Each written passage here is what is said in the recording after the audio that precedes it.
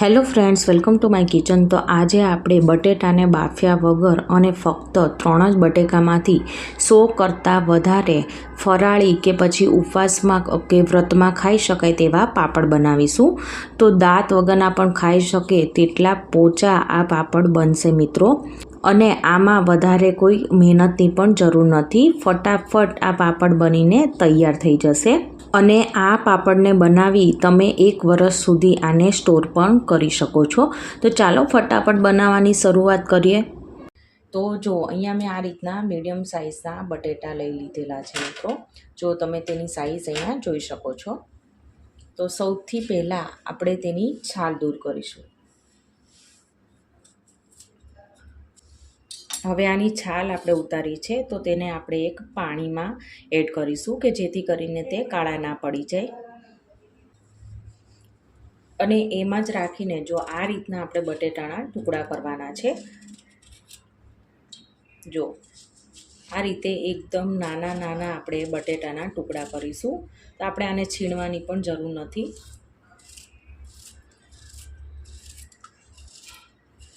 નાના અને એકદમ પતલા બટેટાના ટુકડા કરવાના।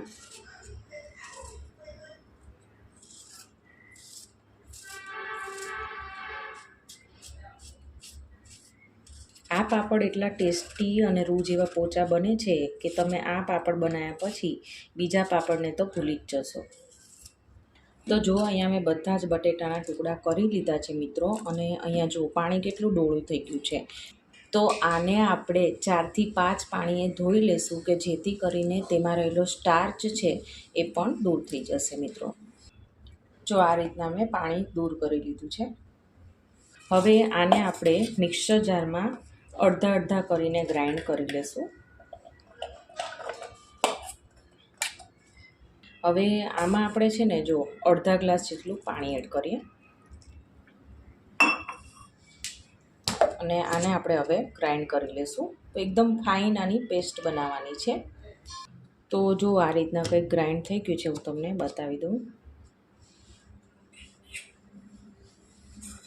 જો આ રીતના એકદમ દરદરું આપણે તેને પીસવાનું છે। અને થોડાક નાના બટેટાના ટુકડા રહી જાય તો પણ કંઈ વાંધો નથી। જો તો બસ આવું જ આપણે બીજા બધા બટેકા છે એનું પણ આપણે આ રીતના ફાઇન પેસ્ટ બનાવી લેશું। તો આપણે આ પેસ્ટને જે વાસણમાં ઉકાળવાનું હોય તો તેમાં જ આપણે ડાયરેક્ટ લઈ લેવાનું। તો આ બીજું મેં ગ્રાઇન્ડ કરી લીધું છે, એ પણ આપણે આમાં કાઢી લેશું।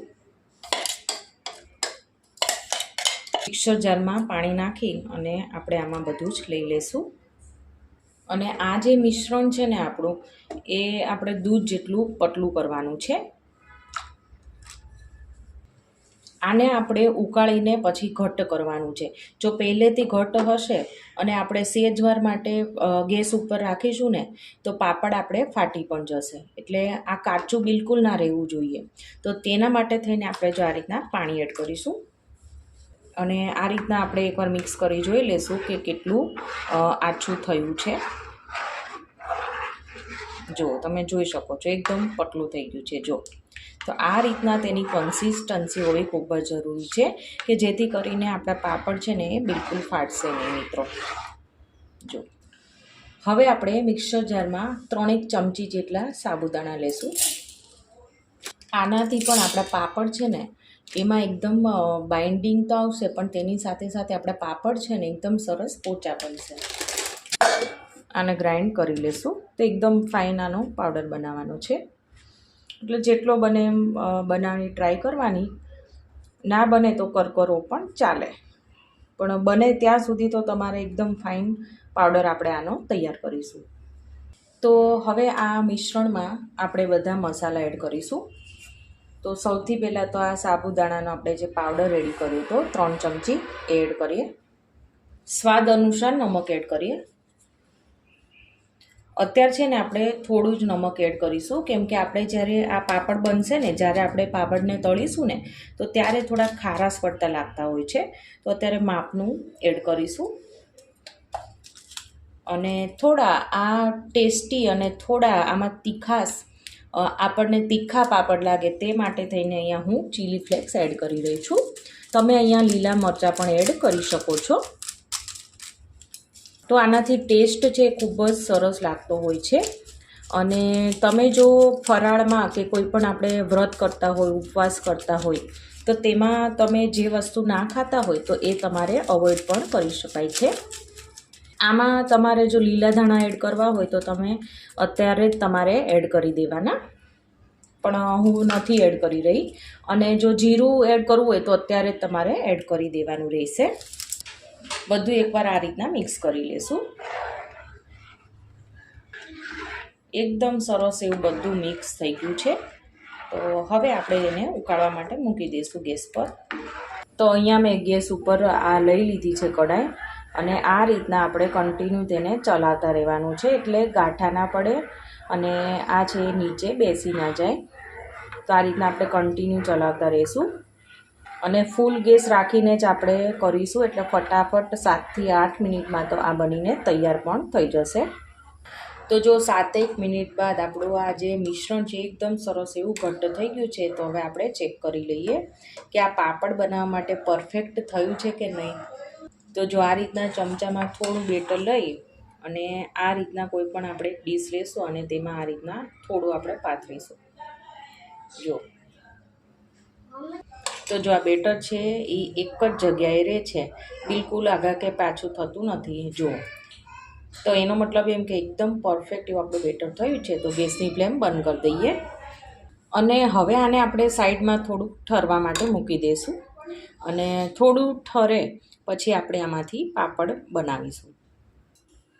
તો જો અહીંયા મેં આ પ્લાસ્ટિકનો કાગળ પાથરી દીધો છે અને તેમાં આપણે આ પાપડ બનાવીશું. તો જુઓ કંઈક આ રીતના મેં આટલું બેટર લઈ લીધેલું છે અને તેમાં 1 ચમચી જેટલું બેટર લઈ અને તેને આ રીતના આપણે ફેલાવી દઈશું. તો તમારે જેટલા નાના કે મોટા કરવા હોય તે પ્રમાણે તમારે બેટર લેવાનું અને જો આ રીતના આપણે પાડી દઈશું. હું અહીંયા મીડિયમ સાઇઝના પાપડ બનાવી રહી છું મિત્રો. આ પ્લાસ્ટિકના કાગળમાં પાડવાનું એક જ કારણ છે કે જ્યારે આપણે આ પાપડ સુકાશે ને ત્યારે તે તૂટી પણ નહીં જાય અને એકદમ આસાનીથી આમાંથી નીકળી પણ જશે. તો જો મિત્રો અહીંયા બધા જ પાપડ છે એ બની ગયા છે. તો આજે આપણે અહીંયા ઘરમાં જ પંખા નીચે આને સૂકવવા દઈશું આખી રાત, અને પછી સવારે આપણે તડકામાં તેને મૂકીશું મિત્રો. તો જો આ રીતના મેં એક જ સરખા નાના નાના પાપડ છે એ પાડી લીધા છે. જો મિત્રો તો 100 કરતાં પણ વધુ એટલા આ પાપડ બનીને તૈયાર થાય છે. તો ફ્રેન્ડ્સ અહીંયા જુઓ આખી રાત પાપડ સુકાયા બાદ આમ જુઓ એકદમ ટ્રાન્સપરન્ટ થઈ ગયા છે. આમ જુઓ કાચ જેવા આપને આ પાપડ દેખાઈ રહ્યા છે મિત્રો. તો હજી મને થોડા અમુક પાપડો છે એ પાછળથી ભીના જેવા લાગે છે. તો આને ફક્ત આપણે 1.5 થી 2 કલાક માટે તડકામાં સૂકવીશું, એટલે પ્રોપર સુકાઈ જાય. અને પછી હું તમને તળીને પણ દેખાડીશ કે કઈ રીતના કેટલા પોચા પાપડ આ બન્યા છે મિત્રો. તો જુઓ ફક્ત 3 બટેકામાંથી આટલા બધા પાપડ, એટલે અંદાજે લગભગ 100 કરતાં તો વધુ જ છે આ પાપડ, અને કેટલા સરસ એવા બનીને તૈયાર થયા છે. આમ જુઓ મારા હાથમાં લઉં છું તો આર પાર મારી ફિંગરો દેખાય છે, એટલા સરસ પતલા થયા છે પાપડ. જો મિત્રો કંઈક આ રીતના પાપડો બન્યા છે. તો ફ્રેન્ડ્સ અહીંયા જુઓ તડકે રાખ્યા બાદ પાપડ છે એકદમ સરસ એવા ડ્રાય થઈ ગયા છે, સાવ સુકાઈ ગયા છે મિત્રો. તો હું તમને હવે તળીને પણ દેખાડી દઉં. તેલ સરસ આવી ગયું છે તો પાપડ તળી લઉં છું. કેટલા સરસ એવા પાપડ તળાઈ રહ્યા છે, અને આને તેલમાં નાખી તરત જ આપણે આ રીતના કાઢી લેવાના, એટલે પાપડ છે ને એ લાલ ના થઈ જાય. કેમ કે પાપડ છે એકદમ પતલા છે, એટલે તળવામાં ખાસ ધ્યાન રાખવાનું. તો ફ્રેન્ડ્સ અહીંયા જો મોંમાં મૂકતા જ ઓગળી જાય એટલા સરસ રૂ જેવા પોચા એવા પાપડ બનીને તૈયાર થઈ ગયા છે.